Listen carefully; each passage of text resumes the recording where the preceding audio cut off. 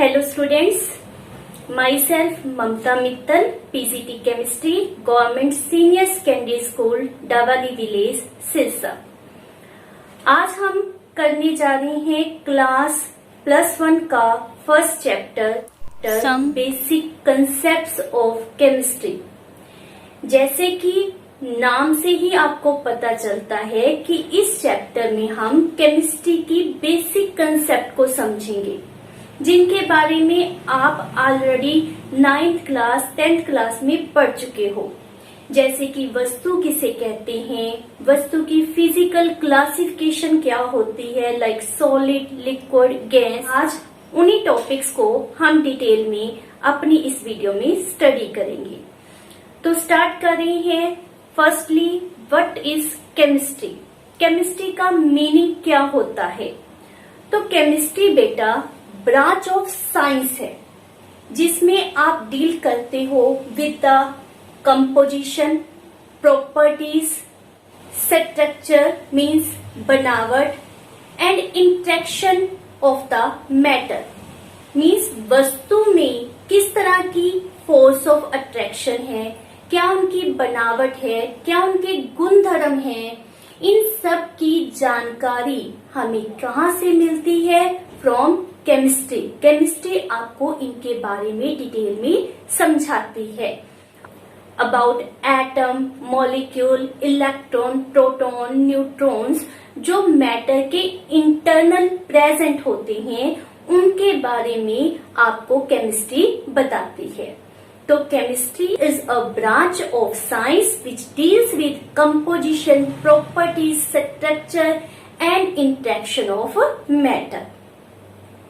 Chemistry शब्द actual में केमिया शब्द से डिवेल्प किया गया, जो कि इजिप्ट में ब्लैक सॉइल के लिए यूज किया जाता था। वहां पर केमिस्ट्री को रेफर करते थे like an art, Egyptian art थी। Now chemistry is not an art, यह हमारे पास साइंस की एक ब्रांच है। यहाँ पर सबसे पहले हम डिस्कस करने जा रहे हैं व्हाट इज मैटर मीन्स पदार्थ किसे कहते हैं। जैसे कि बेटा आप 9th 10th क्लास में भी पढ़ चुके हो कि पदार्थ उस वस्तु को कहते हैं जिसका कुछ द्रव्यमान होता है। द्रव्यमान मीन्स मास, जिसका कुछ मास होता है और जो स्थान घेरती है मीन्स ऑक्युपाई सम स्पेस, उसको हम नाम क्या देते हैं? मैटर का। तो हमारे पास मैटर की प्रॉपर डेफिनेशन क्या आती है कि matter is said to anything which have some mass and occupy some space and can be felt by one of our 5 senses. लोहा, सोना, चांदी, हवा, द्रव, कोई भी हमारे आसपास जो वस्तु प्रेजेंट है वह हमारे पास क्या कहलाती है? मैटर। मैटर को फर्दर हम क्लासिफाई करते हैं। यह क्लासिफिकेशन 2 बेसिस के ऊपर होती है, physical and chemical. Physical means क्या होता है कि आप ऊपर से देखकर या टच के द्वारा बता सकते हैं कि दी गई 2 वस्तुओं में क्या डिफरेंस है। और केमिकल क्लासिफिकेशन में आपको ऊपरी रूप से देखकर नहीं पता चलेगा, इंटरनली उसमें क्या प्रेजेंट है के बेसिस के ऊपर हम वहां पर क्लासिफिकेशन करेंगे। So there is 2 type of classification, physical classification and chemical classification. First of all we study about physical classification. Physical classification में हमारे पास फर्दर 3 पार्ट है, that is solid, liquid and gas. Clear?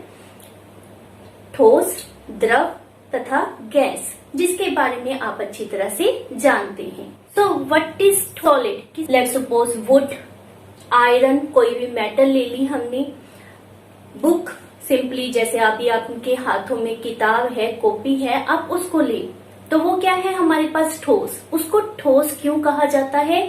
क्योंकि उनकी एक definite shape होती है और उनका एक डेफिनेट वॉल्यूम होता है, मीन्स वो जो स्थान घेरते हैं वह भी फिक्स होता है और उनकी शेप भी फिक्स होती है। जैसे कि बुक की शेप क्या होगी? फिक्स। जब तक आप उसके ऊपर कोई एक्सटर्नल फोर्स अप्लाई नहीं करते, that does not change their shape. तो any substance which has a definite shape and definite volume, उसे हम नाम क्या देते हैं? सॉलिड। सेकेंड वन है हमारे पास लिक्विड मीन्स द्रव। तो द्रव में क्या आएगा हमारे पास? No doubt volume fix. Let's suppose you have taken 1 liter of water in a container, तो दैट रिमेन्स 1 liter। जब तक आप उसमें से कुछ पानी निकालते नहीं या कुछ ऐड नहीं करते तो उसका वॉल्यूम क्या रहता है? फिक्स। तो लिक्विड का वॉल्यूम तो फिक्स होता है। What about its shape? तो शेप के बारे में आप क्या सोचते हैं? क्या वह फिक्स है? नो। जिस तरह के कंटेनर में आप वाटर को पुट कर दोगे या एनी लिक्विड को, वह उस तरह की शेप ऑब्टेन कर लेगा। लेट्स सपोज आपके पास शुरू में जो वाटर लिया गया है वह बोतल में है, तो उसकी शेप बोतल की जैसी हो जाएगी। आपने उसको फ्लास्क में शिफ्ट कर दिया तो फ्लास्क की शेप हो जाएगी। आपने उसको किसी और ट्रायंगल शेप के बर्तन में शिफ्ट कर दिया तो उसकी शेप उस अकॉर्डिंगली चेंज हो जाती है।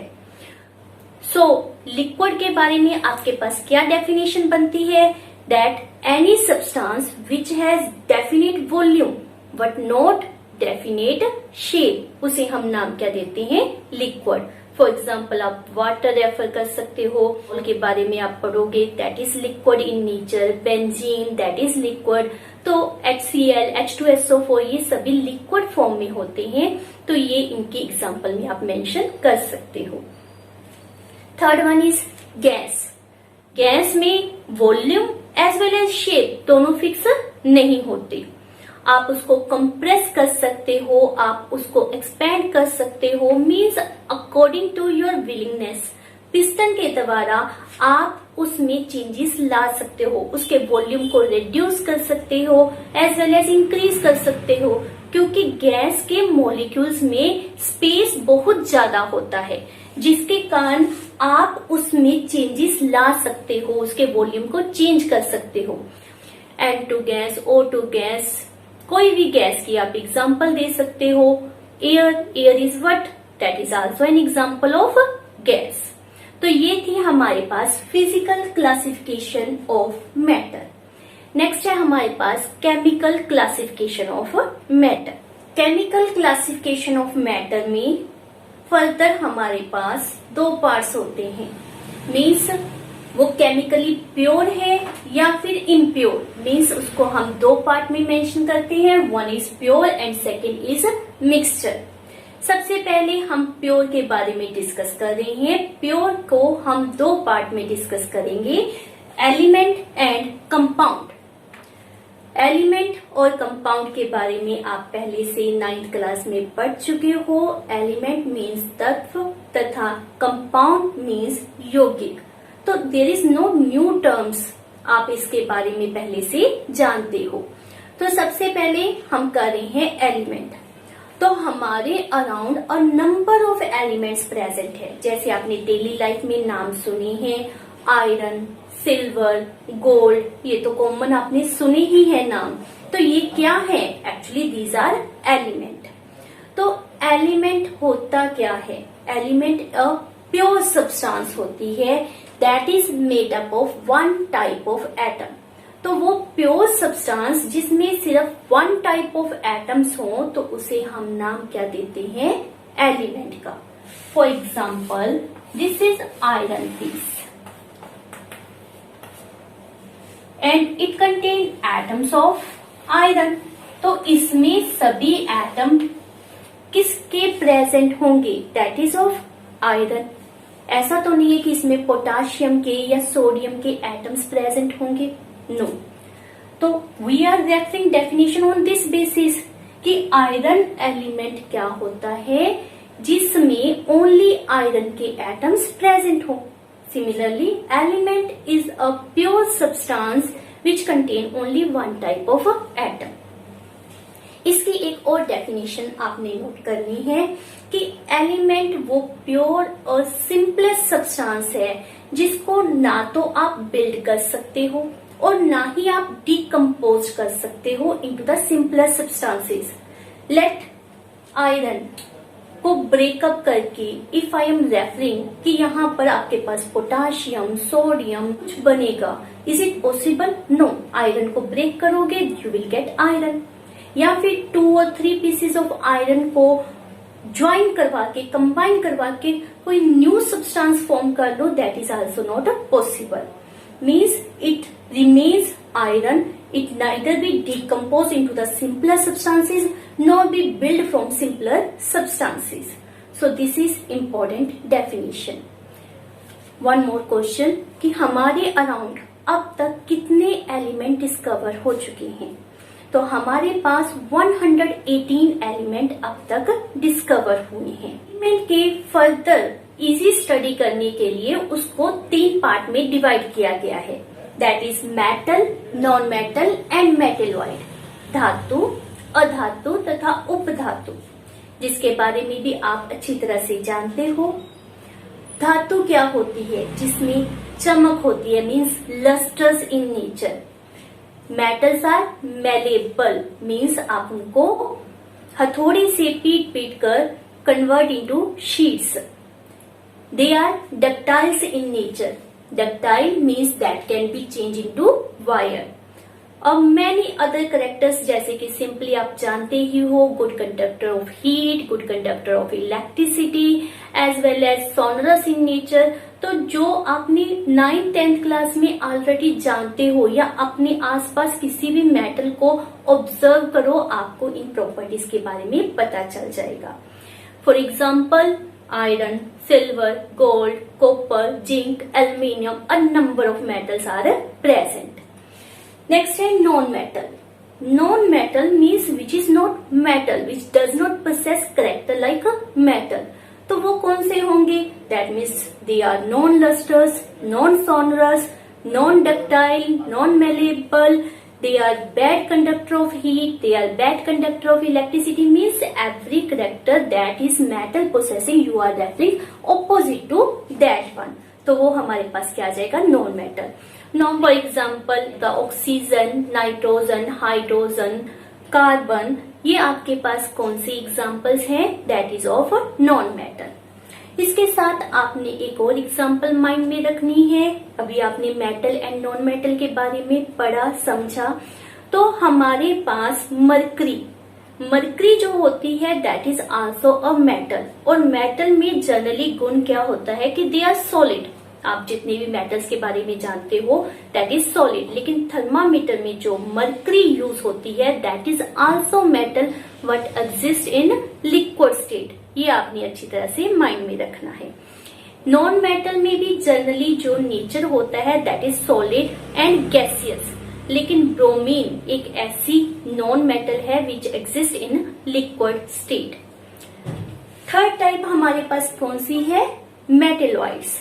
तो मेटेलॉइड्स क्या होते हैं? Metalloid are substances which possess both the characters, means metal as well as non metal, दोनों के करेक्टर जो पोसेस करती हैं उन्हें हम क्या कहते हैं? मेटेलॉइड। अगर आप पीरियोडिक टेबल को देखते हो तो वहां पर एक सीढ़ी नुमा आपको लाइन दिखाई देती है। लाइन के पास जो एलिमेंट्स प्रेजेंट हैं दे आर मेटेलॉइड्स। इनमें metal as well as non metal दोनों के गुण पाए जाते हैं। इसकी एग्जाम्पल आपने माइंड में रखनी है, लाइक द आर्सेनिक, एंटीमनी, विस्मिथ, ये इसकी कॉमन एग्जाम्पल्स होती हैं। और प्योर सब्सटेंसेस की दूसरी टाइप हमारे पास क्या थी? अभी हमने डिस्कस की, दैट इज कंपाउंड और यौगिक। तो कंपाउंड या यौगिक मीन्स जो कॉम्बिनेशन से बनते हैं। इनमें कॉम्बिनेशन किसकी करनी है? एलिमेंट्स की। और यहाँ पर ऐसा नहीं है कि अपनी मर्जी से हमने हाइड्रोजन और ऑक्सीजन को कंबाइन करना है। No, they are combined in a definite proportion by their mass. आपने उनके मास की डेफिनेट या फिक्स अमाउंट को मिक्स करना है, जिसके द्वारा आपके पास कंपाउंड की फॉर्मेशन होती है। So what's the definition of compound? Compound is a substance formed by combination of two or more than two elements in a definite proportion by mass. For example, H2O। तो H2O बनाने के लिए we have taken a fixed proportion by mass. इसमें hydrogen oxygen का जो ratio है that is 1:8। How? हमारे पास water में क्या मेंशन किया गया है कि हाइड्रोजन 2 टाइम्स है। हाइड्रोजन का मास आपने लर्न किया हुआ है, 10th क्लास में भी आपने अच्छी तरह से लर्न किया था, कितना होता है 1। तो यहाँ पर यह 2 टाइम्स प्रेजेंट है, तो हम क्या रेफर करेंगे 2। What is mass of oxygen? Yes, that is 16। तो हमारे पास 1:16 और उसको जब आप सिंपल फॉर्म में कन्वर्ट करोगे तो कितना आएगा 1:8। तो water that is a compound formed by 2 element hydrogen and oxygen and their combination take place in the definite proportion by mass। तो ये होता है हमारे पास कंपाउंड। कंपाउंड के कुछ करेक्टर्स जो आपने याद रखनी है वो कौन से हैं? If you want to break a compound, let's suppose water को ब्रेक करना है, तो we are not use any physical method like evaporation, condensation या फिर मैग्नेटिक मेथड। इस तरह के मेथड से आपको पता है वाटर में से H एंड O को आप सेपरेट नहीं कर सकते। तो कंपाउंड को उसके एलिमेंट में अगर दोबारा बदलना है तो हम क्या यूज करते हैं? Chemical method. तो by the process of electrolysis hydrogen और ऑक्सीजन फ्रॉम वाटर आप ऑब्टेन कर सकते हैं। सेकेंड टर्म, जो कंपाउंड होता है उनकी properties are not match with their element. For example water, simple सी हम एग्जाम्पल ले रहे हैं। Water is made up of hydrogen and oxygen. Hydrogen आपको पता है कंबस्टिबल होती है, मीन्स इसके द्वारा लाइक हाइड्रोजन बॉम्ब तैयार किए जाते हैं। Oxygen is a supporter of combustion. तो इन दोनों में जो नेचर पाया गया that is combustible in nature, but in दोनों की कॉम्बिनेशन से हमारे पास फॉर्म क्या हो रहा है? वाटर। और वाटर में आपको पता है ऐसा कोई करैक्टर नहीं होता, यह तो आग बुझाने के काम आता है। So you can say the properties of compound is completely different from the element from which it is form. तो ये 2 इंपॉर्टेंट करैक्टर है कंपाउंड के जिनको आपने याद करना है। कंपाउंड की 2 टाइप्स होती हैं। कितनी टाइप्स? 2 टाइप।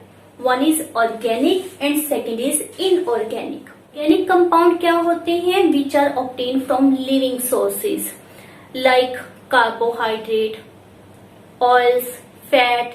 तो ये ऑब्टेन कहाँ से करते हैं? ऐसे सोर्सेज से जो किसी समय लिविंग थे, उन्हें हम नाम क्या देते हैं? Organic compound. Inorganic opposite to this one means which are obtain from dead source.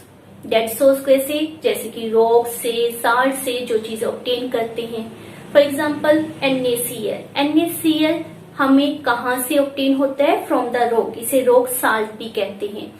So this is simple that organic which source is living, inorganic whose source is non living. तो ये इसकी 2 टाइप्स हैं। इसके साथ ही हमारा pure chemical classification का topic cover होता है, जिसमें बहुत इंपॉर्टेंट टर्म्स आपको मिली है, एलिमेंट एंड कंपाउंड। तो what is element, what is compound, ये आपने अच्छी तरह से लर्न करना है। हमारे पास दूसरी टाइप क्या थी? That is mixture. Chemical classification की दूसरी टाइप कौन सी होती है? Mixture. Mixture means which is not pure, जिसको आप घोल के नाम से जानते हो। तो यहाँ पर हमारे पास जैसे नमक का सोल्यूशन या फिर पानी में आपने रेत को मिक्स कर दिया, तो उससे जो चीज तैयार होगी उसे हम नाम क्या देते हैं? मिक्सचर। यहाँ पर कोई स्पेसिफिक आपके पास डेडलाइन नहीं होती कि 1 गिलास पानी के अंदर 1 चम्मच नमक ही ऐड करना है। इट इज योर माइंड कि आपने उसमें 1 गिलास में 1 चम्मच पानी, 1 गिलास पानी में 1 चम्मच नमक ऐड करना है या 2 या 3, ये आपके ऊपर डिपेंड करता है। तो मिक्सचर में हमारे पास कॉम्बिनेशन ऑफ एलिमेंट और कंपाउंड होगा। अगेन आई रिपीट कि इसमें एलिमेंट या कंपाउंड की कॉम्बिनेशन होगी, but there is no fix proportion by weight. For example हमारे पास शुगर सोल्यूशन है। Solution is also a term use for mixture. तो शुगर सोल्यूशन में हमारे पास 1 ग्लास ऑफ वाटर लिया गया, उसमें आपने शुगर जितनी चाहिए उतनी ऐड कर दी, तो हमारे पास क्या ऑब्टेन हो गया, शुगर सोल्यूशन या शुगर मिक्सचर। मिक्सचर की हमारे पास प्रॉपर्टीज क्या हैं? लेट्स सपोज मैंने नमक के घोल से नमक को सेपरेट करना है, तो क्या इसके लिए कोई केमिकल रिएक्शन, कोई केमिकल प्रोसेस नेसेसरी है? Answer no. आपने नमक को सेपरेट करना है वाटर से, तो क्या करेंगे, इवेपोरेशन प्रोसेस, इजीली वो रिमूव हो जाएगा। लेट्स सपोज मिट्टी में आपके पास आयरन नेल्स मिक्स हो गई, तो उनको सेपरेट करने के लिए क्या मेथड यूज करेंगे? ऑब्वियस है, मैग्नेट उसमें अप्लाई करेंगे। आयरन नेल्स जो है वो मैग्नेट के साथ चिपक जाएंगे और सॉइल तथा आयरन नेल सेपरेट हो जाएंगे। So we are using simply physical method here to separate the constituents of mixture. इसका करेक्टर जो आपने याद रखना है कि मिक्सचर की जो प्रॉपर्टीज होती हैं that is same as their constituent. Let's suppose sugar and water को आपने मिक्स करके शुगर सोल्यूशन तैयार किया है, तो शुगर सोल्यूशन का टेस्ट कैसा होगा? अगर शुगर की अमाउंट ज्यादा हुई तो टेस्ट ऑब्वियस है, स्वीटर ज्यादा होगा, और अगर शुगर की अमाउंट कम हुई तो आपको फीका सा टेस्ट आता है। इट मीन्स जो मिक्सचर की प्रॉपर्टीज होंगी that is in between of their constituent. Next जो हमारे पास मिक्सचर होते हैं that is of two type, homogeneous and second is heterogeneous. Homo जब भी आपके पास शब्द आता है तो that stand for the same. It means यहाँ पर जो मिक्सचर तैयार होगा उसमें वन फेज होगा, आपको डिफरेंट लेयर्स नजर नहीं आएंगी, कोई सॉलिड लिक्विड अलग अलग पार्ट नजर नहीं आएंगे। जैसे आपने शुगर सोल्यूशन तैयार किया, तो अब आप मेंशन कर सकते हो कि इस सोल्यूशन में शुगर कहाँ है और वाटर कहाँ है।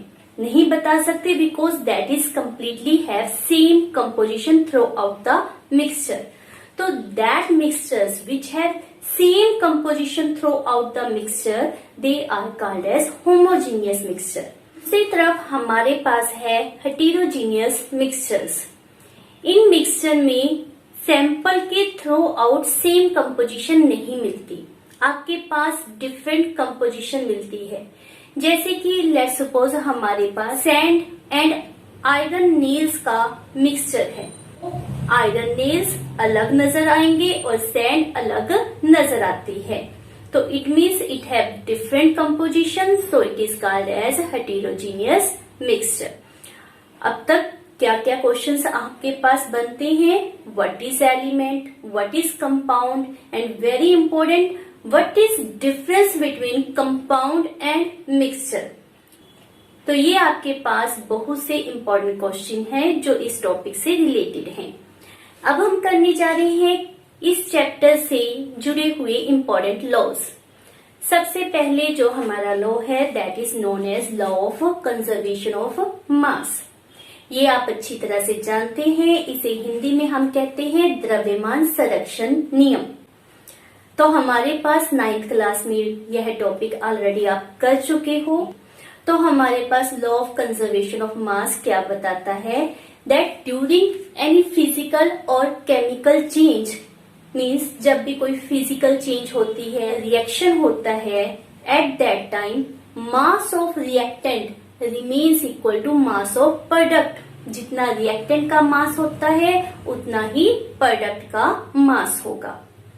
Again I repeat, during any physical और chemical change mass of reactant is equal to total mass of product। और आप इसे एक और तरीके से परिभाषित कर सकते हैं, डेफिनेशन दे सकते हैं that mass can neither be created nor be destroyed during any physical or chemical change। For example, I have written C plus O2 formation of CO 2। तो यहाँ पर हमारे पास मास ऑफ रिएक्टेंट क्या होगा? कार्बन प्लस O2 का मास। Carbon का मास हमारे पास कितना होता है? 12 ग्राम। 1 ऑक्सीजन कैरीज 16 ग्राम, तो यहाँ पर कितना आ जाएगा? 32, बिकॉज यहाँ पर आपके पास ऑक्सीजन 2 टाइम मेंशन की गई है। So total mass is 44 gram, that is reactant. And what is mass of product? Because that is also CO2, तो वहां पर भी आपके पास मास कितना आएगा? 44 gram. So during this chemical reaction then total mass of reactant remain equal to total mass of a product. So this is our law of conservation of mass. Second law that is also very important, that is called of constant composition. Constant composition से हमारा meaning क्या होता है कि दिए गए compound में element same रहने चाहिए what ever the source you obtaining the compound. For example हम CO2 के बारे में ही बात करते हैं। नाउ CO2 को ऑब्टेन करने के अ नंबर ऑफ मेथड्स हो सकते हैं। लेट्स सपोज आपने कार्बन को बर्न किया in the presence of oxygen, as a result CO2 मिली। सेकेंड मेथड, लेट CaCO3 को आपने बर्न किया, एज ए रिजल्ट आपके पास calcium oxide plus CO2 form हो रही है। आपने पेपर को बर्न किया, as a result CO2 obtain हुई। During the respiration process CO2 gas बाहर निकलती है। So there is a number of method जिसमें आपको CO2 ऑब्टेन हो रही है। लेकिन if you are saying that CO2 is a pure compound, so that always contain C and O2, उसमें हमेशा C तथा O2 प्रेजेंट होगा and in the fixed proportion by mass, जैसे कि हमने कंपाउंड की डेफिनेशन में किया था। तो इनके जो वेट का रेशियो है that remain fix, that is 3:8। How? Carbon 12, oxygen का 32, तो हमारे पास क्या आ जाएगा? 3:8। तो हमारे पास ऑलवेज है सेम प्रपोर्शन बाय वेट में एलिमेंट यहाँ पर मिलेंगे। तो यही हमारे इस लॉ की डेफिनेशन में दिया गया है। तो डेफिनेशन हमारे पास इस लॉ की क्या है? A pure chemical compound always contain same element present in same proportion by weight. Next is our third law, that is law of multiple proportion. Multiple proportion law में हमारे पास मेन टर्म जो आपने mind में रखनी है, that there is 2 element which combine to form a number of compound, that may be 2 compound, 3 compound, 4 compound, that depends। मैं यहाँ पर हाइड्रोजन एंड ऑक्सीजन 2 एलिमेंट ले रही हूँ और उसके दोबारा 2 कंपाउंड बना रही हैं। One is water and second is hydrogen peroxide. तो हमारे पास HO, ये दोनों एलिमेंट मिलकर 2 कंपाउंड बनाएंगे। One is known as water and second is known as hydrogen peroxide. इसमें हमारे पास हाइड्रोजन का मास दैट इज 2 ग्राम और इसमें भी इतना आएगा that is 2 gram, because hydrogen 2 time दोनों में प्रेजेंट है। What about oxygen? Here is 1 oxygen, so 16 gram. Here is oxygen 2 times, so 32 gram. Now this law states what? When one element combined with the fixed weight of other element, then that bears a small whole number ratio. Means जब oxygen hydrogen के fix wait के साथ combine करती है तो उनके मास का ratio small whole number आता है। तो यहाँ पर ऑक्सीजन का ratio in water and H2O2 में क्या आएगा? That is 16:32 means 1:2, which is small whole number ratio. तो हमारे पास डेफिनेशन क्या बनती है? When 2 element combine together to form 2 or more than 2 compounds, जैसे यहाँ पर water and H2O2 hydrogen peroxide form हुए हैं। weight of one element which combined with the fixed weight of other element, like oxygen which combined with the fixed weight of hydrogen, that is 2 gram we have taken fixed. So weight of one element that combined with the fixed weight of other element, here a small whole number ratio, that is here 1:2. Like this you have take many examples about this. C and O combine together to form CO, that is carbon monoxide, and CO2. Nitrogen and oxygen combine to form nitric oxide, NO, NO2, N2O3, N2O4, N2O5. So they form a number of compound. So वहां पर भी weather nitrogen या oxygen किसी एक element के wait को हम fix करेंगे और दूसरे एलिमेंट के वेट का रेशियो जब चेक किया जाएगा, that also carries small whole number ratio. So this is a law, that is law of multiple proportion given by Dalton. जो हमारा नेक्स्ट लॉ है वह भी बहुत सिंपल है, that is known as Gay-Lussac's law of combining volume. Gay-Lussac is the name of scientist who gave us this law. तो यह law हमारे पास क्या कहता है, that under the similar condition of temperature and pressure, means जब temperature और pressure आप कांस्टेंट लेते हो, gases react to form gaseous product, then the volume of reactant as well as product bear a simple whole number ratio. इसको explain करने के लिए हम एक सिंपल एग्जांपल ले रहे हैं. Let's suppose hydrogen gas combined with oxygen gas to form water vapour under the constant condition of temperature and pressure, that the volume of hydrogen taken is 100 milliliter, that of oxygen is 50 milliliter. As a result, water vapor जो form हुई है that is 100 milliliter. Clear? Now, what is the ratio of volume of hydrogen and oxygen here? That is 2:1, which is a simple whole number ratio of volume. यही हमारे पास Gay-Lussac के द्वारा explain किया गया था. लास्ट में हमारे पास बहुत ही इंपॉर्टेंट लॉ है, that is known as Avogadro's law. Avogadro's law हमारे पास क्या कहता है, under the similar condition of temperature and pressure, means Gay-Lussac law की तरह यहाँ पर भी आपने टेम्परेचर एंड प्रेशर को कांस्टेंट रखना है. So under the similar condition of temperature and pressure, equal volume of all the gases carries equal number of molecules. What I mean to say, let these are 3 container. ये तीनों container constant condition of temperature and pressure के ऊपर present है. तीनों का volume 1 litre हम suppose करते हैं. यहाँ पर H2 गैस है, यहाँ पर N2 गैस है, यहाँ पर लेट NH3 गैस प्रेजेंट है. यदि हम मेंशन कर रहे हैं कि इसमें H2 के X मॉलिक्यूल प्रेजेंट हैं, तो यहाँ पर N2 के कितने मॉलिक्यूल प्रेजेंट होंगे, दैट इज आल्सो X.